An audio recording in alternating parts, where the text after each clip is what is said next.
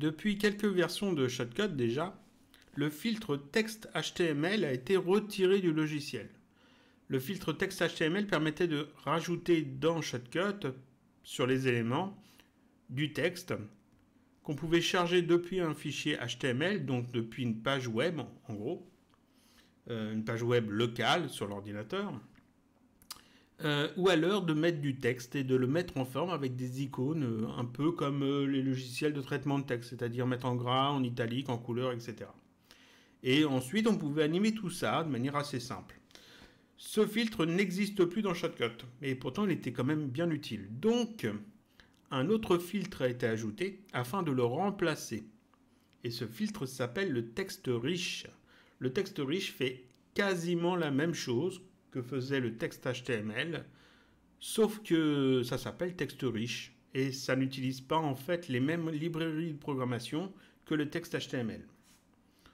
Ce qui n'est pas très gênant, en fait, pour l'utilisateur, ça ne change rien. C'est juste que ça s'appelle texte riche et que ça a une forme un petit peu différente du texte HTML qu'on avait avant. On va voir ça tout de suite. Sur le disque E dans vidéo tutoriel, je vais créer un nouveau projet que je vais appeler tuto 900. Voilà, totalement au pif. Je mets toujours des numéros pour tous mes tests. Je fais un projet en HD 720p à 30 images par seconde. 720p parce que c'est suffisant pour un tutoriel. Et puis 30 images par seconde parce que les vidéos que j'utilise pour tester font généralement du 30 images par seconde. Ça évite toutes les conversions inutiles. Je fais donc ici le petit bouton début. Ça me crée un nouveau projet que je vais aller voir tout de suite. Je l'ai appelé tuto 900. Donc on va trouver tuto 900, voilà, dans mes 10, dans mon fichier. Donc ici, dans vidéo, tutoriel, j'ai oublié le O de tuto d'ailleurs, j'ai tut900.mlt. Et dans ce dossier-là, je vais mettre en fait tous les fichiers que je vais utiliser dans mon projet. Donc je vais juste avoir besoin d'une vidéo histoire de mettre quelque chose. Donc je vais dans Footage ici, c'est là où je mets toutes mes vidéos de test, tous les éléments que j'ai pris sur Pixabay ou sur Pexel. Je vais prendre ça, c'est très bien. Je vais faire CTRL-C pour le copier. Je reviens en arrière. Dans mon dossier, je le fais coller. Voilà, comme ça j'ai un double ici. Et c'est ce double que je vais utiliser. Cette vidéo, je vais la mettre ici dans ma liste de lecture de mon projet. Donc je la fais simplement glisser sur Shotcut dans la liste de lecture. Et cette fenêtre-là, je n'en ai plus besoin pour le moment. Parfait. Cette vidéo, je vais la mettre dans ma ligne de temps parce que ça sert à ça. Donc je la fais glisser ici. Elle est dans la ligne de temps. Ça m'a créé automatiquement une piste vidéo qui s'appelle V1 et dedans il y a la vidéo. Cette piste vidéo, je peux la renommer. Je vais le faire d'ailleurs, c'est une bonne idée. Vidéo. Parfait. Et là, je peux sélectionner mon élément, vidéo, et je peux ajouter du texte dessus. Je peux aller dans Filtre, et puis faire le petit plus et ajouter du texte. Seulement, si je fais ça, je vais être embêté. Parce qu'en fait, le texte va être attaché à cette vidéo. Ça peut être intéressant dans certains cas, quand c'est une image et puis qu'on veut ajouter du texte dessus et que ça doit être attaché à l'image. Quand c'est une vidéo et qu'on veut attacher le texte vraiment à la vidéo, c'est une bonne idée. Mais la plupart du temps, ce n'est pas une bonne idée parce qu'en fait, le texte est effectivement attaché à l'élément sur lequel on l'applique. Et donc, si je veux ensuite déplacer le texte sur une autre vidéo, je vais être embêté.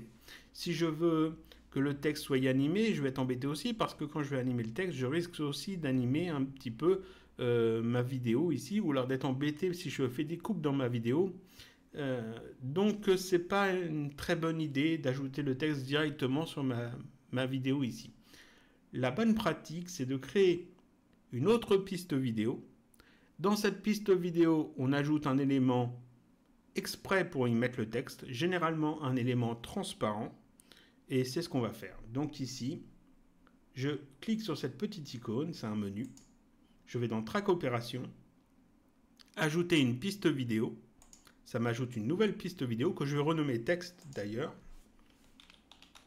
histoire de m'y retrouver. Texte. Et dans cette piste vidéo, je vais ajouter un élément qui sera transparent.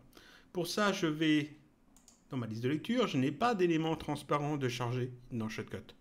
Donc, comment je peux faire? Eh bien, je vais simplement le créer. Je peux aller dans Fichier ouvrir autre, sélectionner couleur. Ici, c'est indiqué transparent. Si je fais OK, je vais avoir en fait un élément transparent qui va s'afficher ici et je pourrais l'ajouter dans ma liste de lecture. C'est une façon de faire, je vais en montrer une autre, on va faire annuler. Une autre méthode de faire qui fait exactement la même chose, c'est d'aller sur cette petite icône, on clique dessus, c'est un menu, on choisit couleur, et on a cette petite boîte de dialogue qui s'ouvre avec ici indiqué transparent. Et ça fait exactement la même chose. Et on a juste à faire OK.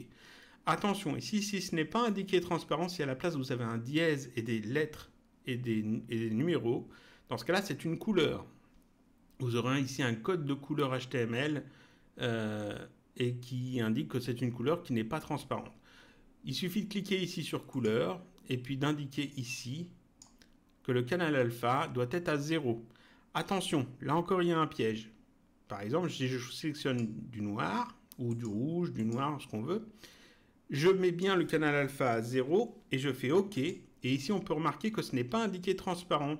À la place, j'ai un dièse, des lettres et des numéros. Ça, c'est un code de couleur HTML.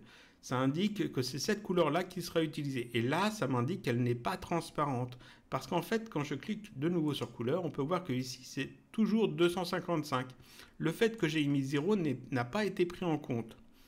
Donc, bien vérifier, il faut toujours vérifier 2 fois. Ici, je remets bien 0. Et pour être sûr, je vais simplement changer, en fait, comme ça, de champ de saisie, pour être sûr que ici, le canal alpha est bien à 0. Et je fais OK. Et là, c'est bien indiqué transparent. Quand c'est indiqué transparent, vous êtes sûr que c'est un élément transparent qui est ajouté. Je fais OK.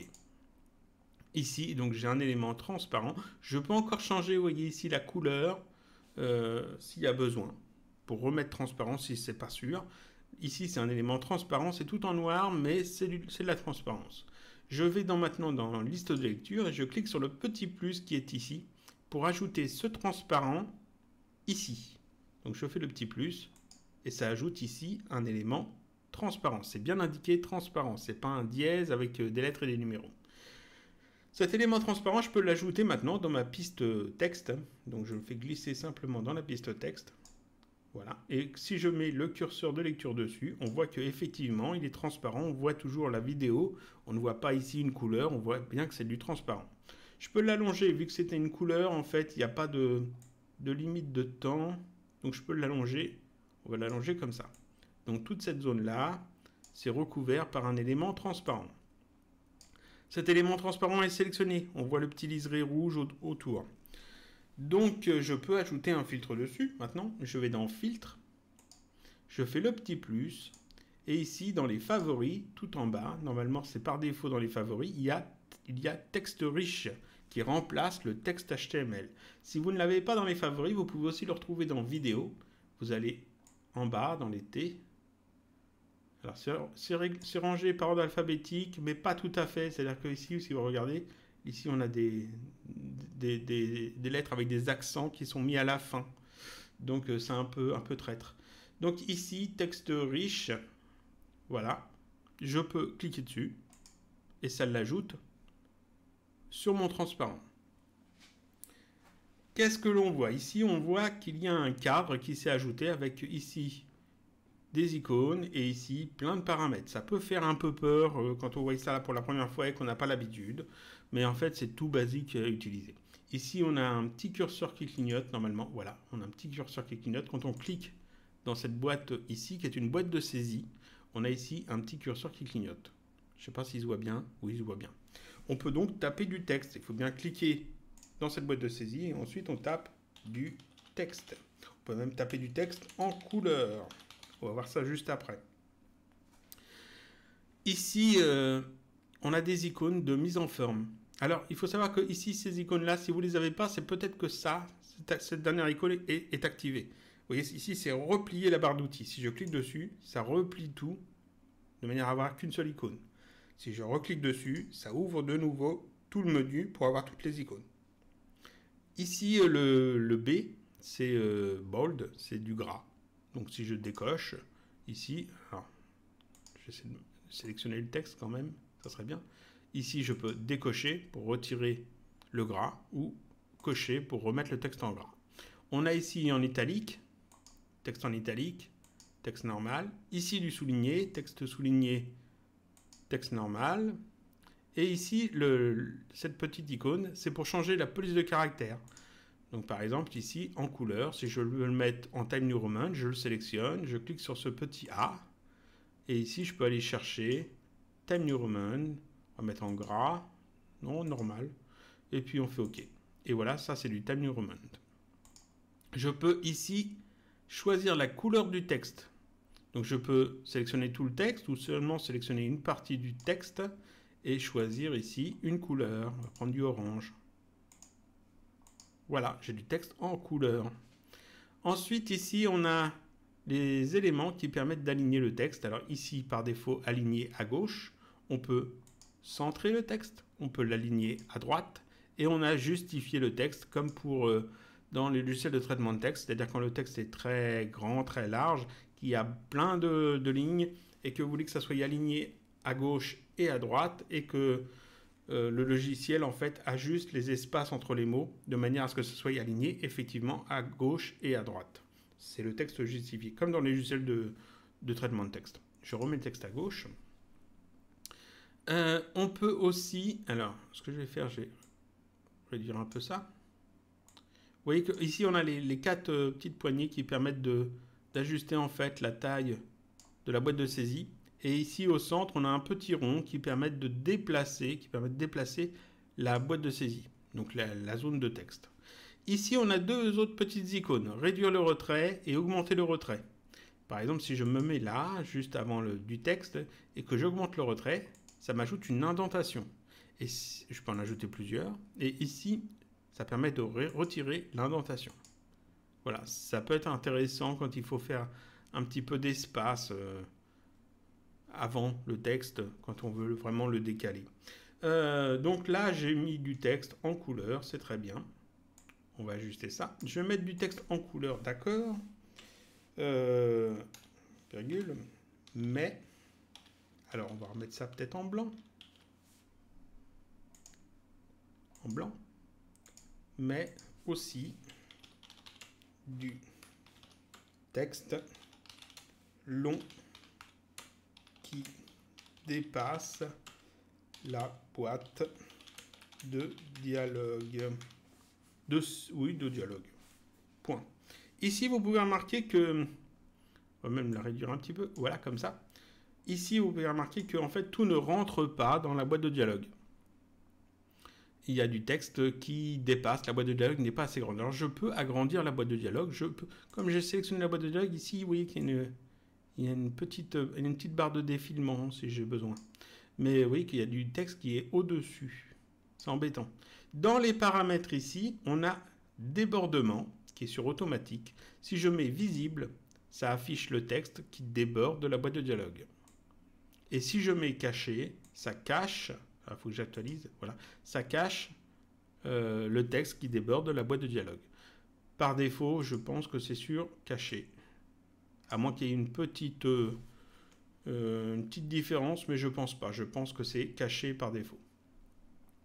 Ici, dans ces paramètres, toujours, alors je vais essayer de toutes les afficher comme ça. Ça prend beaucoup de place. Non, non, on va comme ça, c'est bien. Ici, dans ces paramètres, alors on a les présélections que je n'utilise pas personnellement. Ça permet en fait de faire un petit peu d'animation de texte, mais le problème c'est que quand on les utilise, généralement ça met un peu le bordel dans tous les réglages qu'on a fait, donc vaut mieux utiliser la présélection avant de faire les réglages. Voilà. Après, moi j'utilise rarement les présélections, et les présélections de texte riche, je ne les ai jamais utilisées. Ici, on a la position de la boîte de texte, c'est-à-dire de cette zone-là. Ici, elle est à 197 pixels par 130 pixels. Le 0,0, c'est le point ici en haut à gauche. Donc ici, si je mets 0, je passe le texte, la boîte de texte alignée sur le 0 ici. Et si je mets 0 ici, elle va être alignée en haut, en hauteur, sur le 0 ici. Donc 0,0, c'est ce coin-là. Ici, c'est la taille du fond, c'est la largeur en fait et la hauteur du texte. Donc je sais que mon document, je l'ai fait en 720p, mon projet en 720p. Donc c'est du 1280 par 720. Donc si ici je mets 1280, ça fait toute la largeur. Et ici, si je mets 720, ça fait toute la hauteur. Et si je veux mettre moins, par exemple 500, ou même on va mettre 700. 700, et puis ici on va dire un petit peu moins, on va mettre 600. Voilà, comme ça j'ai une petite zone de texte plus petite. On va retirer le texte qui dépasse. Voilà, c'est très bien. Et donc je peux comme ça soit régler ici les paramètres, soit jouer avec les petits coins ici, les petites poignées pour ajuster en fait le texte. Et puis pareil, ici le point central pour placer le texte où je veux dans l'aperçu, ou alors utiliser ici les réglages pour être précis. Vous pouvez remarquer que ici il y a un petit chronomètre, ça veut dire que ces paramètres là sont animables. Je peux très bien me mettre au début de ma timeline, de ma ligne de temps, mettre le texte quasiment là, et puis ajouter une clé d'animation, et puis à la fin de la timeline, mettre le texte là, et puis en fait, le texte va se déplacer dans mon projet, dans ma vidéo, parce qu'il y a des clés d'animation. Ici, on a taille de texte. On ne peut pas modifier manuellement ceci. C'est à titre informatif. C'est utile pour quand on veut justement régler un petit peu les éléments, taille du fond, position, etc. C'est la taille que occupe le texte dans la fenêtre. Par exemple ici, on voit c'est 696-230. Si j'ajoute du texte,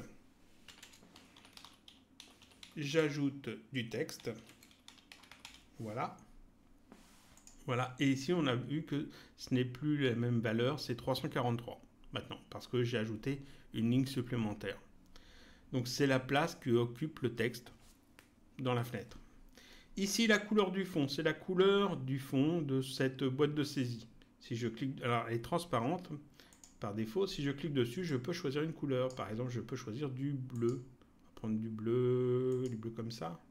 Ok, et voilà, j'ai du bleu. Et si je veux remettre ça transparent, je reclique dessus, je choisis la couleur que je veux, par exemple du noir, et ici, le canal alpha, je remets ça à 0. Et là encore, attention au piège, bien sélectionner d'autres champs de saisie et valider. Vous voyez, ça ne marche pas. Hop, je recommence, je mets ça à 0. Ok, et là c'est bon. Donc toujours double vérifier, parce que sinon vous allez vous retrouver avec un fond opaque et puis vous n'allez pas comprendre pourquoi, étant donné que vous avez mis 0 dans le canal alpha. C'est juste qu'il y a une sorte de... Je ne sais pas si c'est un bug ou si c'est un comportement particulier du logiciel. Mais bon, il faut bien vérifier. Et voilà, et ça c'est à peu près tout ce qu'il y a à dire sur le texte riche. Et ça remplace le texte HTML. C'est assez basique, assez simple, mais c'est très efficace. Et comme on l'a mis sur un élément transparent, on peut tout à fait le déplacer. Voilà, comme ça, sans affecter en fait la vidéo qui est dessous. Donc ça, c'est la bonne pratique, c'est de le mettre sur un élément transparent. Et après, forcément, l'élément transparent, on peut ajouter des fondus. Voilà, des fondus vidéo en cochant ici. Ajuster l'opacité. Ici, pareil, ajuster l'opacité. Et quand je fais ça, j'ai un texte qui s'affiche en fondu et qui disparaît en fondu. On va voir ça tout de suite. Voilà, et c'est parfait. Donc ça, c'était le texte riche, ça remplace le texte HTML et c'est très bien.